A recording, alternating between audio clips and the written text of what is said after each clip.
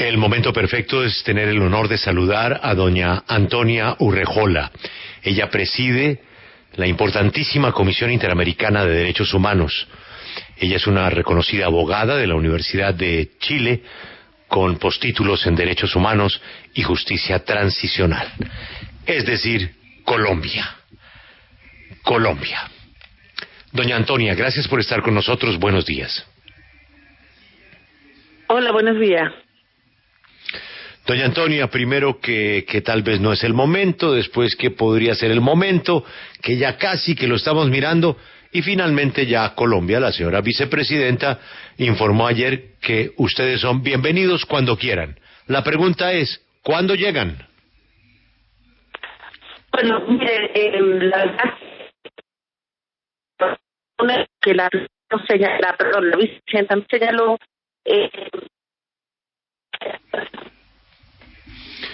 Doña Antonia, por favor discúlpeme, pero tenemos un problemita con su señal y esta es la entrevista más importante del día de hoy, por lo cual queremos que la gente la escuche muy bien, no solamente en Colombia. Uno es poco, está bastante deteriorada esa comunicación. Sí, vamos a mejorarla, pero Alberto sí es nuestra invitada de honor de hoy, ¿no? Imagínese. No, por supuesto, el tema está ahí. Sí, además para preguntarle lo que nuestro oyente preguntaba respecto de cómo se contesta la pregunta de los derechos humanos. Sí, es la pregunta, que no la entienden ni ellos, ¿no? No. ni ellos la entienden. Estamos buscando reconectar a la presidenta de la Comisión Interamericana de Derechos Humanos. Ella se llama Antonia Urrejola. Está en ese cargo desde 2017, a ella la elige el Pleno de la OEA, el periodo dura 4 años, como les dije, es una abogada muy conocida en Chile, tiene especializaciones de Derechos Humanos y Justicia Transicional, fue asesora en Derechos Humanos de la Presidencia de Chile, ella ayudó a la tramitación de proyectos de ley relacionados con la institucionalidad de derechos humanos, infancia y diversidad sexual. Sí, yo creo que además de la pregunta que usted ya le formuló, la que sigue es la de los bloqueos, para saber si la Comisión Interamericana tiene ya una opinión sobre cómo se maneja. Comencemos otra vez. Doña Antonia, la escucho ya muy bien. Por favor, nos está usted explicando cuál es el paso a seguir para la llegada de los veedores de ustedes a Colombia. Bueno, nosotros después vimos las declaraciones de la canciller en el día de ayer y por lo tanto estamos esperando una respuesta de parte del Estado colombiano al respecto. No hemos recibido una respuesta oficial, sin perjuicio de lo cual también nosotros podemos proponerle una fecha. Yo quisiera simplemente señalar que la audiencia oficio a la cual se refiere la canciller es una audiencia en la cual la Comisión convocó en el marco superior de sesiones. Esa audiencia nosotros la convocamos antes de tener la reunión con ella. Es un mecanismo que tenemos de monitoreo, pero que no sustituye la visita. Por lo tanto, la visita se puede realizar antes y la Comisión está preparada y está lista para ir. Y lo que deberemos hacer después de las declaraciones de la canciller ayer es poder coordinar la fecha para los próximos días. Bueno, pues ya hay luz verde, así es de que en los próximos días ya es un tema de coordinación y de formalizar el anuncio de ayer, que eso es una cartica que tiene que mandar el gobierno colombiano a doña Antonia, diciéndole que estamos listos, o de nuestro embajador también en la OEA.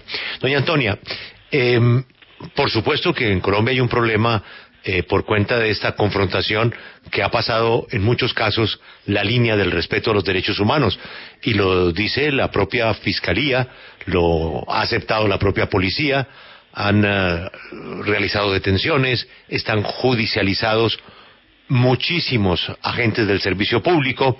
Por supuesto que esto tiene que ver con la confrontación y de lado y lado pues se han presentado situaciones de violencia inaceptables, pero por supuesto el tema de derechos humanos por parte de la fuerza pública pues es la columna vertebral para que, entre otras cosas, podamos pasar este mal momento.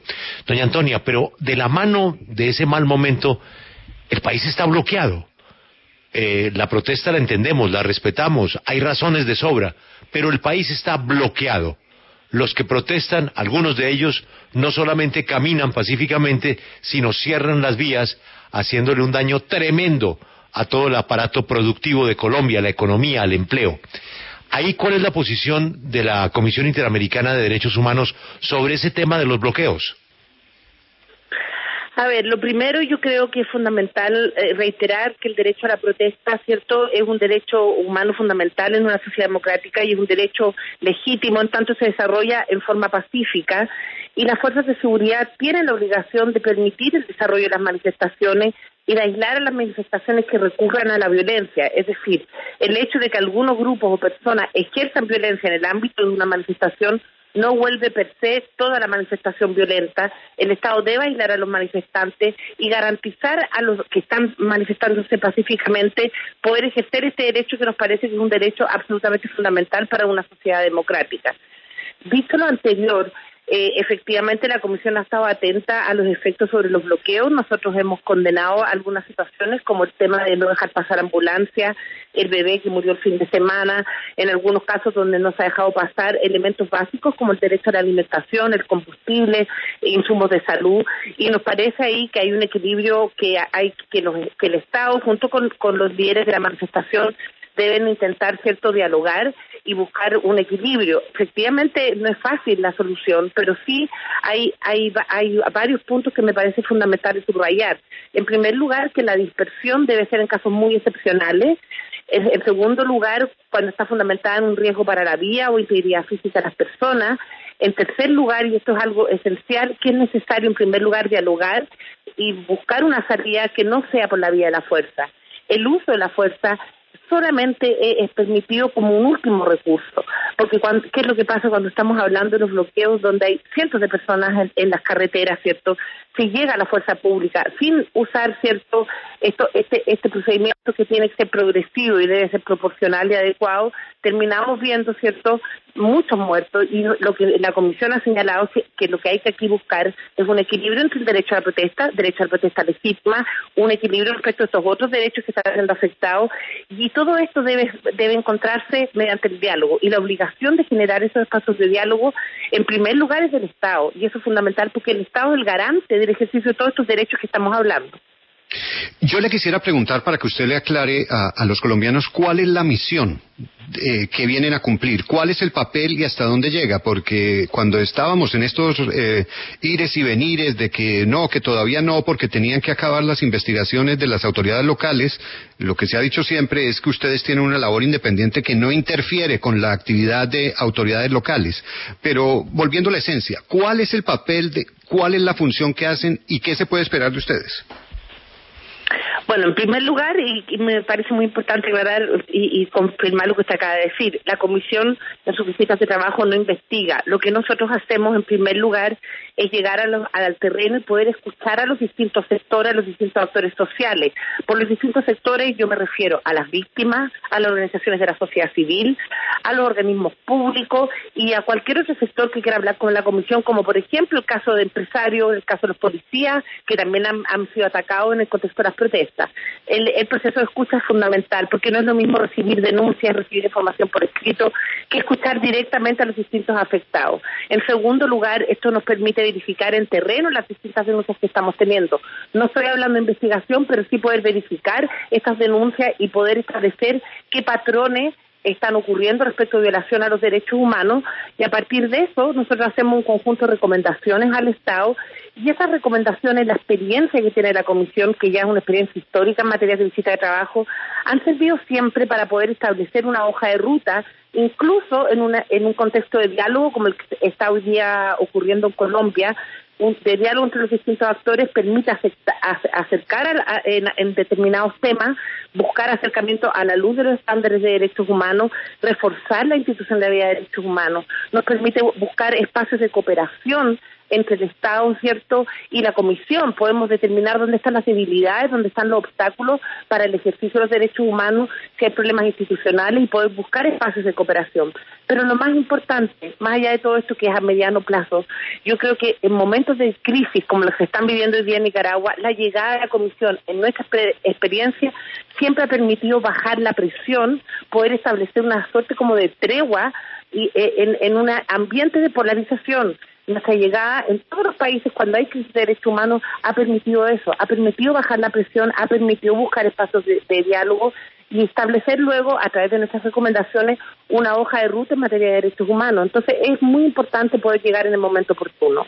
Comisionada, como usted nos decía, todavía no hay fecha para esa posible visita a Colombia, pero desde la distancia, ¿qué puede hacer la comisión? ¿Qué pueden hacer ustedes? ¿Hay algún diálogo con los miembros del paro, con organizaciones?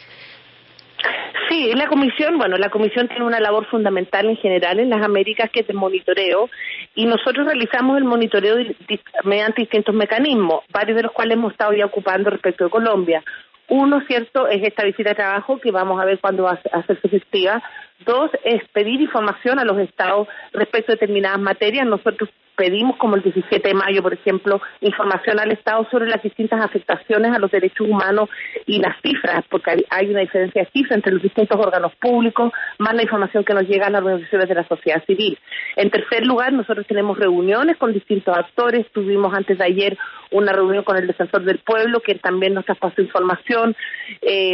Ayer tuvimos reunión con organizaciones de derechos humanos y vamos también recibiendo información. Eso nosotros lo hacemos permanentemente, y la audiencia a la cual se refería la canciller, que está en el marco de nuestro próximo periodo de sesiones, que empiezan 2 semanas más, esta audiencia pública también es un mecanismo de monitoreo que nosotros usamos permanentemente frente a graves crisis de derechos humanos, determinadas situaciones temáticas regionales o en determinados países. Y esos son distintos sistemas de monitoreo, y con todo eso que nosotros hacemos vamos haciendo pronunciamientos, vamos enviando cartas al Estado, y eso lo hacemos independiente de la visita. Lo que pasa es que la visita es muy importante cuando existen estas crisis de derechos humanos para poder ir a terreno y cumplir con los objetivos que yo les señalaba en la pregunta anterior. Y esa es una experiencia que hemos tenido en Nicaragua, en Chile, en Ecuador, en Bolivia, en Perú, y esperamos que también prontamente en Colombia. Señora Presidenta, ustedes han sido criticados porque, según algunos sectores en Colombia e incluso el embajador de nuestro país en la OEA, Alejandro Ordóñez, ustedes solo rechazan los abusos de autoridad de la policía, pero no de los manifestantes. ¿Qué responde usted? No, eso no es efectivo. Nosotros hemos sacado algunos tweets condenando los ataques, por ejemplo, a los policías, condenando lo que sucedió el fin de semana respecto de este bloqueo que no deja pasar las ambulancias.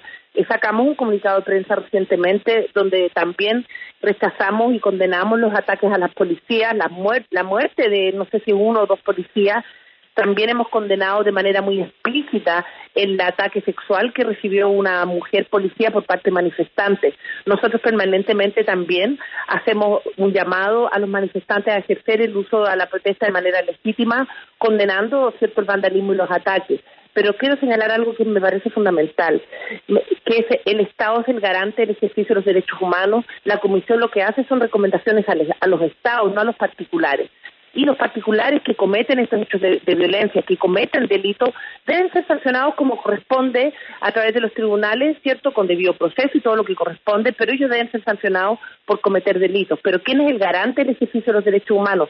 Y a quienes nosotros le hacemos recomendaciones es al Estado, que es el que tiene que cumplir con un conjunto de obligaciones internacionales. La Comisión no le habla a los particulares, la Comisión le habla al Estado, que debe establecer las condiciones para el ejercicio de los derechos humanos.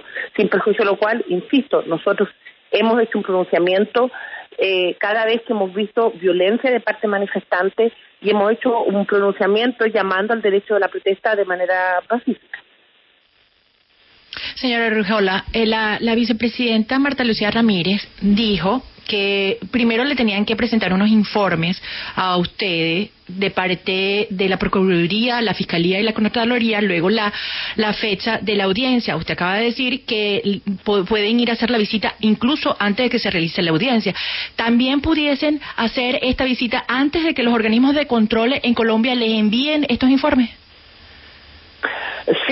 Sí, efectivamente. Nosotros, cuando empezó la crisis, precisamente al ver que habían distintas cifras y no había claridad sobre las distintas violaciones a los derechos humanos, mandamos, en virtud de este mecanismo de monitoreo que yo explicaba, lo que se llama la Carta Artículo 41, que es un mecanismo que tiene la Comisión, solicitando información al Estado. Eso fue como a mediados de mayo, y en la conversación con la vicecanciller, ella señaló que estaban trabajando en responder esa carta y enviarnos esa información. Pero eso sí es independiente, insisto, de la visita de trabajo. como lo es también la audiencia, que también nosotros convocamos a esta audiencia en el marco del periodo de sesiones, en el marco de nuestras atribuciones de monitoreo, y la convocamos antes de la reunión también con la canciller. Ambos mecanismos son importantes del monitoreo, pero son complementarios a una visita de trabajo, no sustituyen una visita de trabajo. Y la visita de trabajo se puede realizar antes, se puede realizar en paralelo, se puede realizar después. Lo importante es que esa visita de trabajo, ¿cierto?, se realice en manera oportuna, y nosotros estimamos que tal como está la situación, mientras antes podamos ir, es mejor por todas las razones que yo le he señalado. Obviamente que esa información la podemos recibir en Colombia directamente, parte de los organismos públicos, como también después de la visita de trabajo nos pueden seguir remitiendo información. Nuestro monitoreo respecto a Colombia no se acaba con la visita de trabajo. No está condicionado a todos estos mecanismos que yo les he señalado, como tampoco se acaba después de la visita de trabajo. Nosotros hacemos una visita de trabajo, hacemos recomendaciones al Estado, pero vamos a seguir monitoreando la situación de Colombia y vamos a seguir pidiendo información. Sí, Presidenta, precisamente de eso quería preguntarle. Ustedes enviaron un cuestionario al Estado colombiano que será motivo de análisis el próximo 29 de junio en la audiencia que nos está hablando. ¿Qué preguntaron en este cuestionario? Nos explicaba que quiere claridad sobre las cifras, pero la comisión, ¿de qué casos en específico quiere saber por parte del Estado colombiano? A ver, son dos cosas distintas. Uno es esta carta, artículo 41, donde pedimos información sobre, por ejemplo, las cifras de fallecidos, las denuncias que tenemos de violencia sexual, las denuncias sobre desaparecidos y qué iniciativas se están tomando para investigar todos estos casos. Esa carta es un tema. Otro, esta audiencia pública que nosotros hemos convocado. En esa audiencia pública nosotros hemos convocado de oficio, donde vamos a escuchar, por una parte, a las organizaciones de la sociedad civil, que nos darán, ¿cierto?, la información y su visión de lo que está ocurriendo hoy día en Colombia, y por otra parte vamos a escuchar al Estado, que probablemente va a entregar parte de la información que hemos pedido en la carta. Pero insisto que son dos mecanismos distintos. La carta no es un conjunto de preguntas para que sean contestadas en la audiencia. La carta es para que nos entreguen información por escrito. La audiencia es para tener una audiencia pública con el Estado y las organizaciones de la sociedad civil, y poder escuchar a ambas partes para tener una mejor comprensión de lo que está pasando hoy día en Colombia. Quiero insistir, una cosa es una audiencia que dura 1 hora, 1 hora y media, y otra es la visita de trabajo. Y todo esto es complementario. Uno no es sustitutivo del otro. Señora Presidenta Urrejola, me parece que es muy clara su opinión sobre todas las cosas que hoy nos preocupan tanto. Quiero preguntarle sobre el problema de la representatividad, porque es clarísimo que todos somos partidarios del diálogo en una situación tan crítica, pero el problema de los bloqueos es muy local, es muy municipal, y entonces los problemas de cada lugar no son los mismos del otro lugar. Por tanto, el diálogo es muy complicado a mi juicio, dado que Colombia tiene un régimen presidencial. Entonces, por una parte el presidente y por otra parte los alcaldes. ¿Cómo se maneja ese problema de representatividad si no todos los que protestan tienen claramente quién los representa? Bueno, es muy buena su pregunta, y es una situación que siempre pasa en todos los países, el tema de la representatividad. Respecto del tema de los bloqueos, obviamente yo entiendo que hay distintas situaciones. Yo, por la información que yo he tenido, en algunas partes han habido bloqueos donde los manifestantes están dejando pasar, ¿cierto?, a los vehículos, están dejando pasar los insumos básicos. Ya había un diálogo con los alcaldes y la fuerza pública del lugar. En otras partes entiendo que no hay ningún tipo de diálogo. Y efectivamente son situaciones complejas. Lo que la Comisión hace de manera permanente es exigirle al Estado, y el Estado son todos los órganos públicos, no solo el Ejecutivo. El Estado son la policía, el Estado también son los alcaldes dentro de las facultades que ellos tienen de atribución, el Estado son los operadores de justicia. Todos ellos tienen un conjunto de obligaciones internacionales a las cuales el Estado colombiano se ha comprometido, y entre eso está cierto, el ejercicio de la protesta pacífica, con todos los señalamientos que yo he hecho respecto a los manifestantes violentos, y es el Estado que tiene la obligación de poder aplicar estos estándares. La Comisión no tiene la capacidad, obviamente, de llegar a todos los actores que usted me está señalando, sobre todo en un territorio tan grande como es Colombia, con actores tan diversos, pero nuestro llamado por eso es a cumplir con estos estándares y a establecer ciertos criterios para la dispersión de la protesta bajo determinados casos con proporcionalidad, y por eso están los estándares, y luego el Estado debe aplicarlos, y los operadores de justicia y los demás organismos públicos deben velar para que ello ocurra. Eso por una parte. Sobre la representación de los manifestantes, efectivamente, aquí nosotros lo que vemos son los patrones, los distintos patrones, las denuncias que vamos recibiendo de distintos sectores y que nos van preocupando porque empiezan a reiterarse. Un tema, cierto, que está reiterado es el tema del uso desproporcionado de la fuerza, que es un tema que hemos visto en todo el país, en algunos casos de mayor gravedad que en otros. Otros, cierto, es que están existiendo fallecidos en el contexto de las protestas, que han habido heridos y personas con lesiones oculares, desapariciones, empiezan a aparecer patrones más allá de los contextos específicos de determinadas regiones, y es ahí donde nosotros apuntamos cuáles son los patrones que estamos viendo y por lo tanto qué recomendaciones hacemos respecto a cada una de estas violaciones a los derechos humanos que estamos viendo como una manera más sistemática y que es preocupante. No apuntamos a un caso específico porque no investigamos casos específicos, eso le corresponde a las instituciones colombianas. Yo quiero seguir con el tema de las cuestiones prácticas. Como usted dice, ustedes necesitan, más allá de las palabras de la vicepresidenta y canciller, pues un comunicado oficial.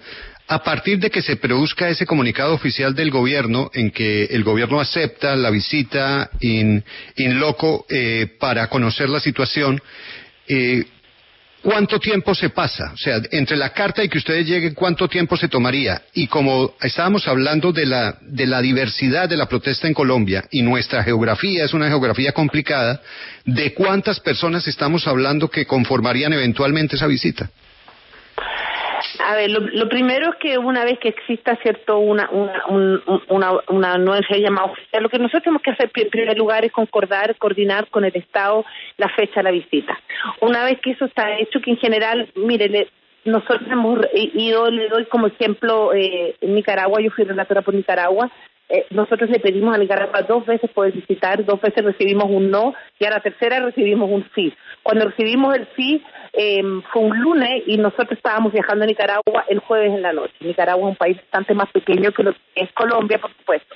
Pero ahí en general nosotros nos demoramos en preparar una visita 5 o 6 días más o menos, máximo de una semana. Y lo que hacemos, esto es una visita de trabajo, no es lo mismo que una visita in loco, y lo tengo que señalar porque no es solo un tecnicismo. Las visitas in loco va al pleno de la comisión, vamos a todos los territorios y hacemos un informe país sobre la situación de derechos humanos en un país determinado. Acá lo que nosotros estamos pidiendo es una visita de trabajo para ir a ver la situación de violación a los derechos humanos en el contexto de las protestas. Está mucho más acotado y es importante resaltar eso. En ese sentido no iría al pleno de la comisión. Lo que hemos conversado internamente, queríamos alrededor de 3 comisionados, comisionadas, y un grupo de la Secretaría Ejecutiva. Por algunos días, 3 o 4 días, es muy difícil poder ir a todos los territorios de Colombia. No están hoy día las condiciones, desde la pandemia no están las condiciones, pero también por la urgencia de poder por lo menos ir a los lugares donde hay mayor conflictividad y poder tomar los testimonios. Y por lo tanto nosotros lo que haríamos, ¿cierto?, en conversaciones con el Estado y las organizaciones de la sociedad civil, poder determinar cuáles son los lugares más urgentes que tenemos que visitar con este equipo de la Secretaría Ejecutiva. Y lo que hacemos en las visitas de trabajo generalmente es primero tener reuniones con el gobierno y con los órganos públicos en las capitales, y luego nos desplegamos a determinadas ciudades de acuerdo a la agenda que se haya concordado, y ahí, bueno, los distintos equipos van y luego nos volvemos a juntar en la capital. Pero yo creo que estamos hablando de una visita de alrededor de 3 o 4 días, y iríamos a Bogotá y unas 2 ciudades más, no veo más, pero todo eso hay que determinarlo de acuerdo al monitoreo que nosotros hacemos, a la propuesta de agenda que se le hace al Estado, que tenemos que concordar también la agenda, y también escuchando a las organizaciones de la sociedad civil. Presidenta, yo quiero volver a la segunda pregunta que le hice en esta entrevista, el tema de los bloqueos. Según la Convención de Ginebra, que precisamente establece unas reglas para los conflictos, los bloqueos son considerados delitos. En materia de derechos humanos, un bloqueo afecta los derechos humanos? ¿Tiene condena como protagonista de la vulneración de los derechos humanos un bloqueo?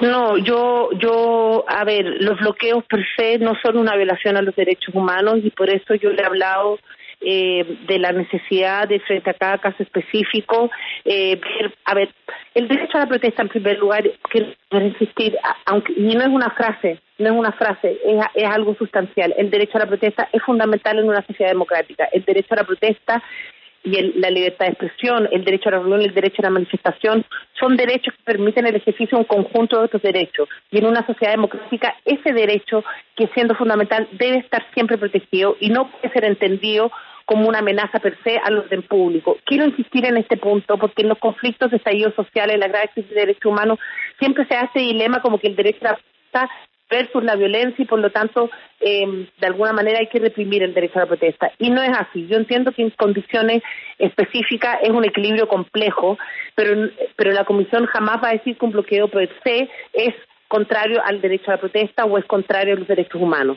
Ahí lo que hay que aplicar es ese criterio que yo le señalaba hace un rato atrás, que es de proporcionalidad y progresivo y adecuado, y en ese sentido se debe ir viendo caso a caso. Por ejemplo, la temporalidad, de cuánto tiempo estamos hablando de los bloqueos, de cómo se están afectando otros derechos humanos como el derecho a la alimentación y el derecho a la salud.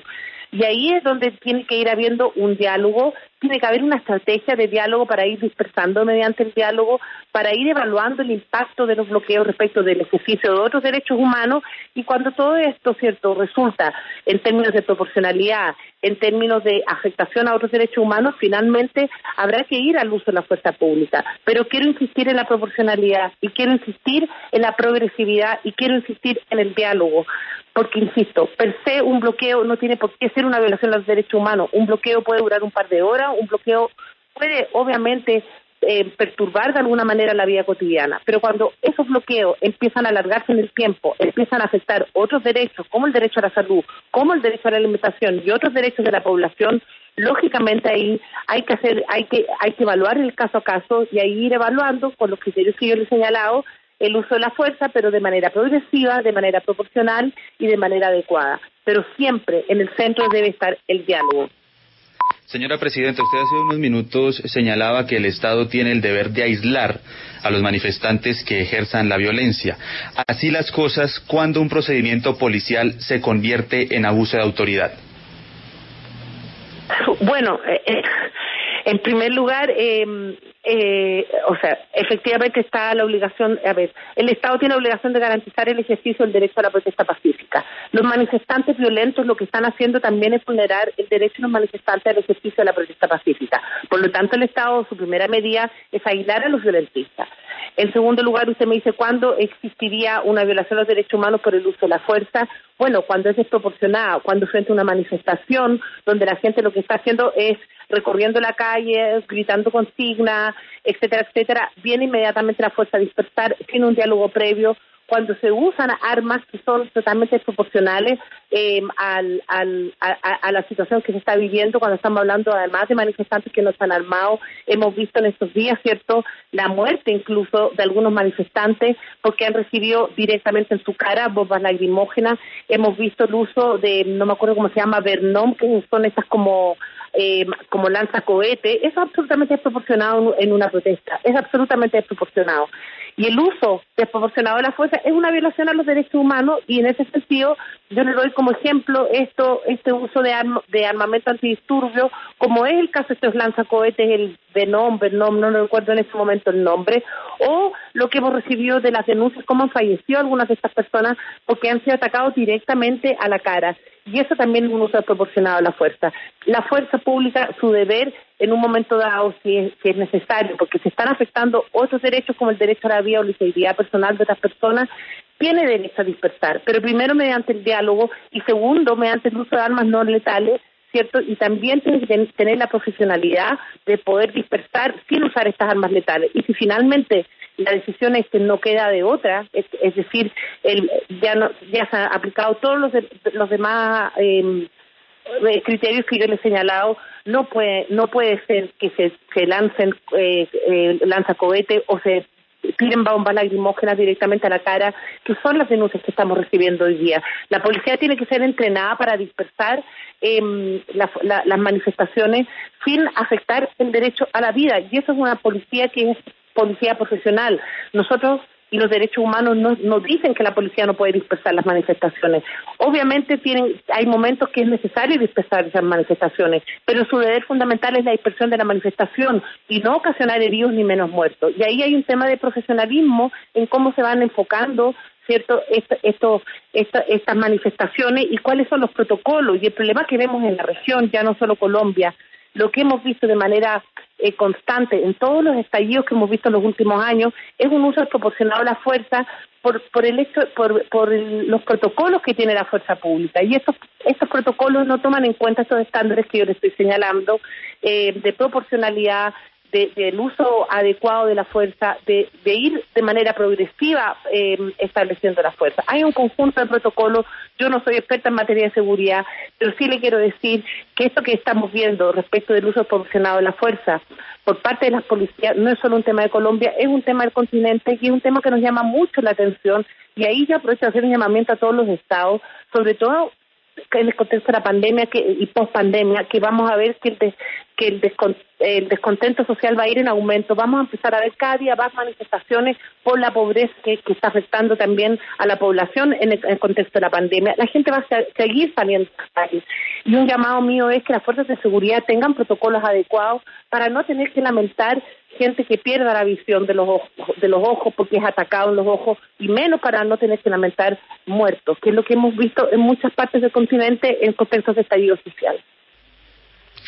Presidenta, esta semana es el aniversario de George Floyd, un clarísimo caso de esa desproporcionalidad en el uso de la fuerza por parte de la policía de los Estados Unidos, lo que generó pues lo que usted ya conoce.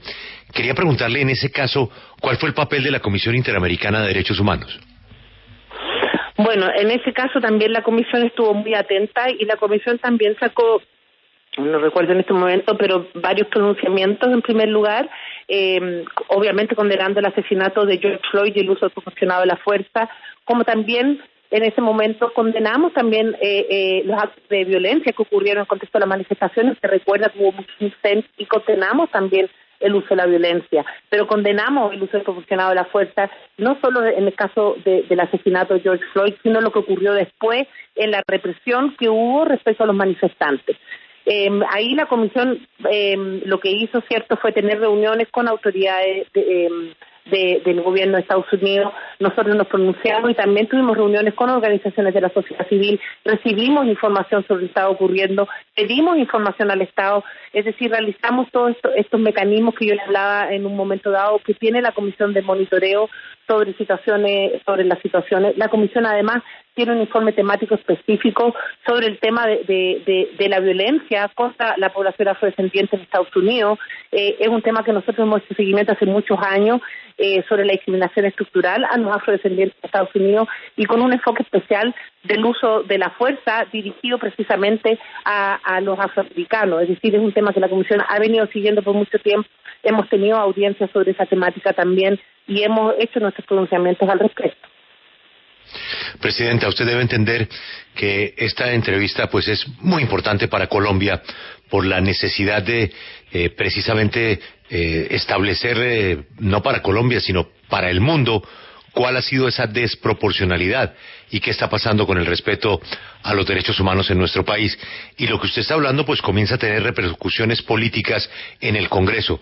Una senadora de la República que hace parte del partido de gobierno del Centro Democrático quiere saludarla y hacer un comentario. Senadora Cabal, gracias por estar con nosotros. Le escucha la presidenta de la Comisión Interamericana de Derechos Humanos. Gracias, presidente.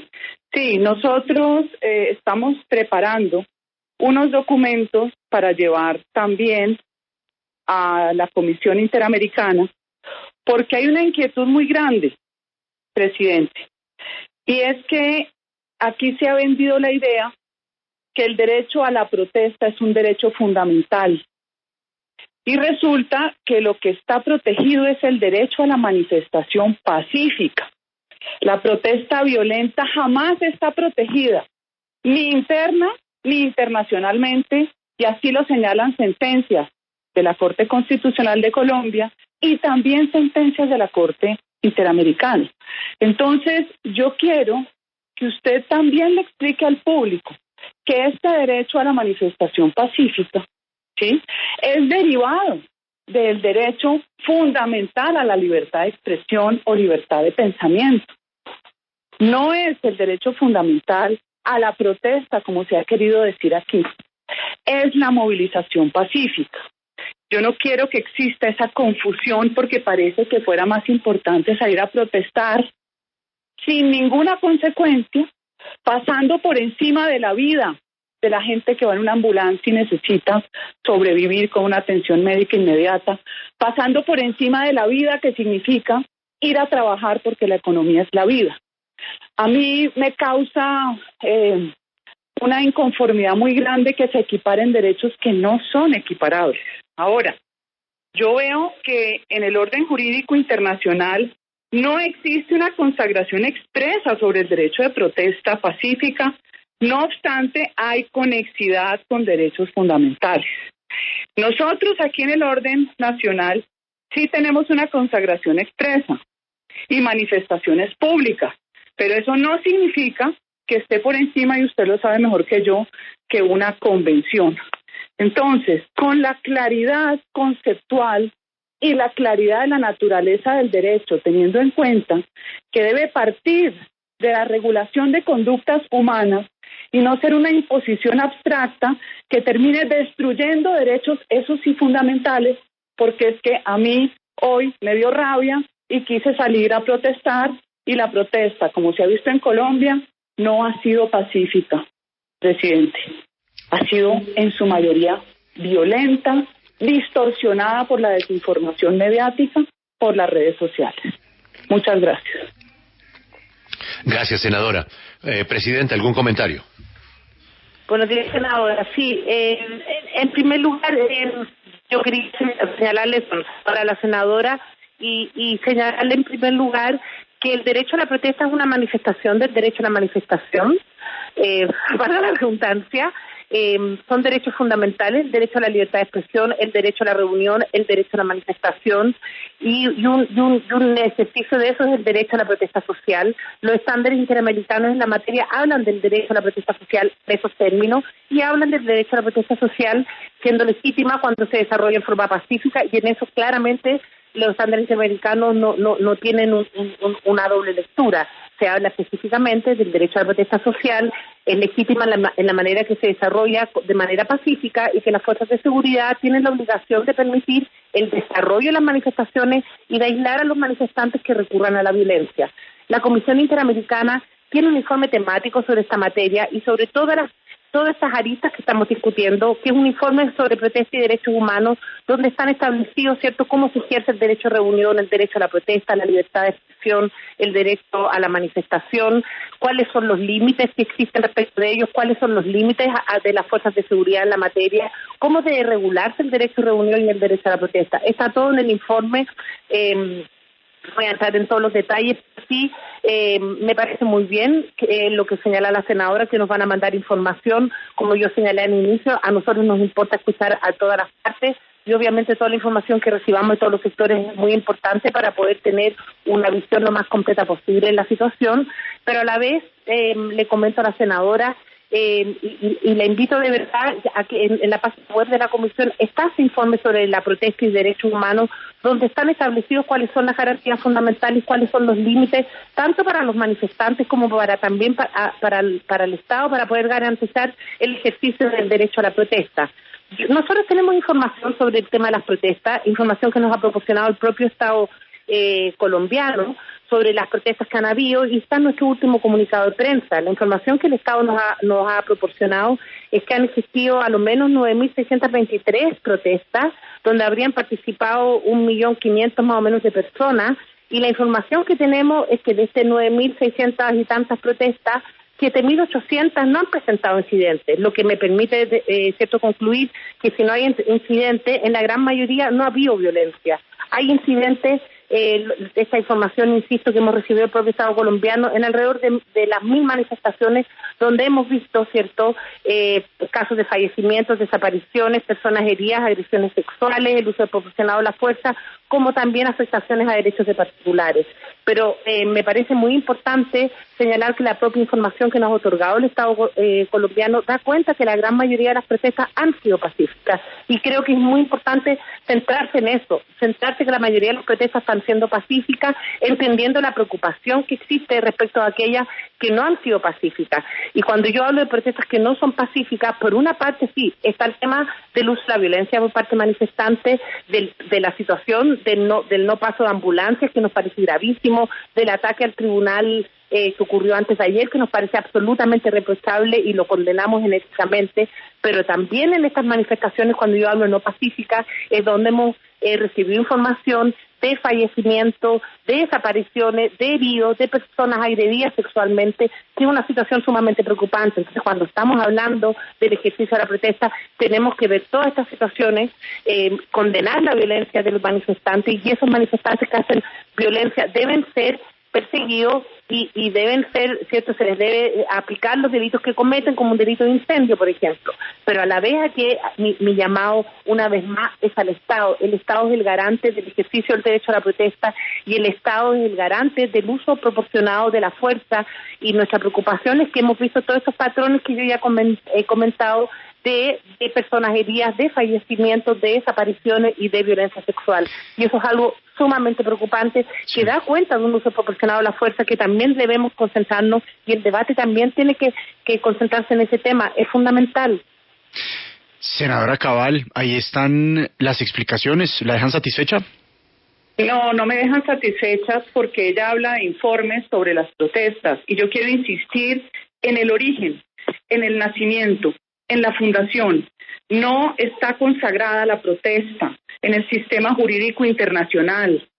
Yo entiendo las preocupaciones de la presidenta de la comisión y la cantidad de informes que está recibiendo, que en su momento el Estado colombiano, y ojalá la misma sociedad civil agredida por otras personas que presumen ser sociedad civil, pueda participar. Presidente, usted no puede quedarse solamente con la versión de una sola parte, ni con todo el volumen de información de desaparecidos, que todos los días usted ve el esfuerzo de la Defensoría del Pueblo, la Fiscalía, todo organizando para demostrar o que estaban aprehendidos en la policía, o que los llevaron a la Fiscalía y fueron encontrados, porque esta cantidad de información lo que hace es tener el efecto contrario, que nos quedemos la sociedad, que no estamos destruyendo nada, completamente desprotegidos. Mira, solamente esto para terminar.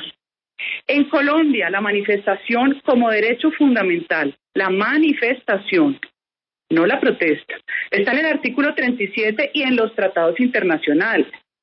La protesta como tal no está en la Constitución y no está en las normas internacionales. La protesta es una acción derivada.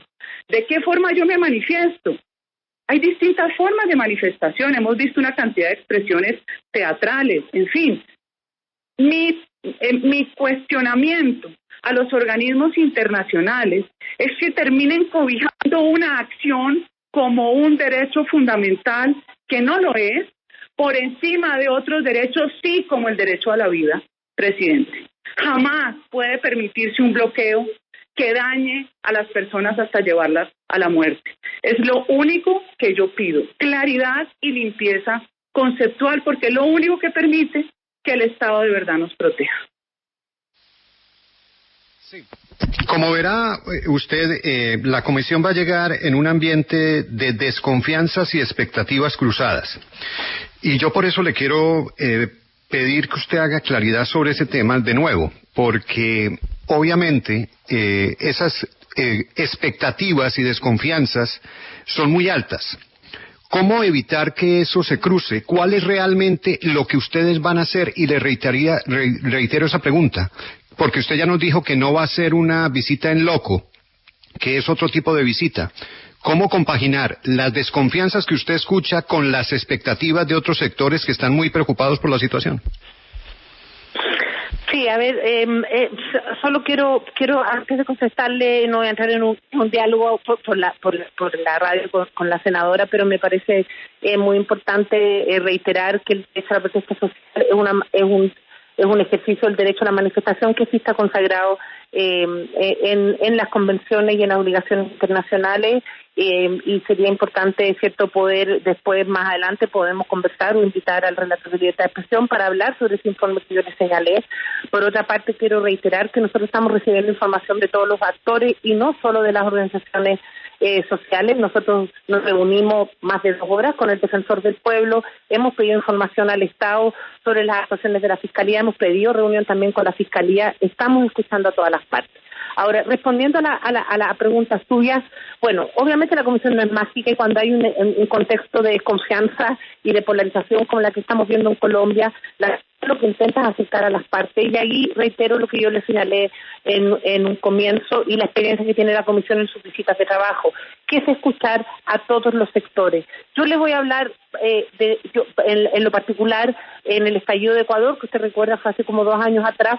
Hicimos una visita de trabajo, 3 comisionados, y algunos se quedaron en Quito, otros fueron a Guayaquil y otros fueron a, ya no recuerdo muy bien dónde tuvimos reuniones con distintos sectores. Yo en lo personal recibí a la Cámara de Producción de Comercio, no recuerdo muy bien el nombre, ecuatoriana, tuve una larga reunión donde escuché también cierto la visión de ellos sobre lo que estaba ocurriendo respecto del vandalismo, de cómo se estaba afectando otros derechos. Y eso lo hacemos siempre. Y ellos suponían que nosotros no íbamos a recibirlo. Y lo recibimos y tuvimos una larga reunión donde tomamos nota de las situaciones que ellos estaban viendo. Trajeron algunas personas que fueron afectadas directamente, cuyos negocios fueron quemados, y también los escuchamos. Le pongo otro ejemplo. Brasil. Yo fui a Brasil, me tocó ir a Río de Janeiro, donde vimos todo el tema de las ejecuciones judiciales en las favelas, un tema que es gravísimo en Brasil. Pero no solo escuchamos a las madres de los muchachos que han sido víctimas de ejecuciones judiciales en la favela, con todo el perfil además de discriminación por ser jóvenes y afrodescendientes, sino que también yo me reuní con las viudas de los policías que han muerto al ingresar a la favela, y también escuché el desgarro que ellas tenían, y escuché cómo ellas no tenían justicia, cómo no habían avanzado las investigaciones respecto a los asesinatos de sus esposos. Eso hacemos siempre. Existe esta narrativa, cierto, que la Comisión solo escucha algunas partes, pero en la realidad demuestra algo completamente contrario. Y le doy estos 2 ejemplos simplemente para que usted vea, cierto, que nosotros sí escuchamos a distintos actores y siempre partimos escuchando al Estado. Y cuando hablo del Estado me refiero al Ejecutivo, como también a los demás órganos, como son fundamentales los órganos de contrapeso, los operadores de justicia. Es decir, hacemos una suerte de barrido de los distintos actores. Yo soy relatora de Nicaragua, me tocó ir en un momento muy grave de la crisis, donde ahí sí había y sigue habiendo una gran polarización, y nos juntamos también ahí con los distintos actores, y en ese caso también había una mesa de diálogo que presidía la Iglesia Católica. Nosotros no éramos parte, pero fuimos a escuchar un día completo el debate que había en esa mesa de diálogo que la hacía la Iglesia Católica, pero en la cual participaba el propio presidente Ortega, y también ahí escuchamos las distintas partes. Al final del día la Comisión hace un comunicado de prensa o hace un informe, hace recomendaciones, y sí, a veces dice verdades incómodas y genera tensiones con los estados. Y hemos tenido tensiones con los estados, obviamente por la labor que debemos hacer, porque el Estado es el garante del ejercicio de los derechos humanos, y esas tensiones obviamente son con los estados y los gobiernos, que son la cara visible de los estados, pero quiero señalar que hemos tenido esas tensiones con gobiernos tan disímiles como lo son Nicaragua, Haití, Chile, Ecuador, Bolivia, Perú. Yo le estoy hablando de todos los colores políticos, porque lo que nosotros al final del día hacemos es un trabajo técnico, es un trabajo autónomo donde establecemos recomendaciones a la luz de los estándares interamericanos. Que eso genera tensiones. Pero para hacer todo eso, la visita de trabajo en momentos de crisis como la que está viviendo Colombia, en un ambiente además de tanta polarización, es muy importante ir al país, porque eso nos permite poder hablar con todos los actores como los que me está señalando la senadora. Y eso lo hacemos y lo haremos en su momento también en Colombia, porque nos parece fundamental, y a partir de eso nosotros establecemos las recomendaciones teniendo la claridad de la situación. Y esa claridad, la mejor manera de tenerla es yendo al país. Doctora Antonia Urrejola, presidenta de la Comisión Interamericana de Derechos Humanos, valoramos muchísimo su tiempo y la explicación, exactamente el alcance de esa visita que esperamos sea muy pronto, donde usted será bienvenida. Gracias por su interés en Colombia, por lo que ha estudiado de la situación, y estaremos atentos a su llegada, así como la de sus funcionarios. Le deseo una feliz mañana en Washington. Muchas gracias. Hasta luego. Hasta luego. Lucas.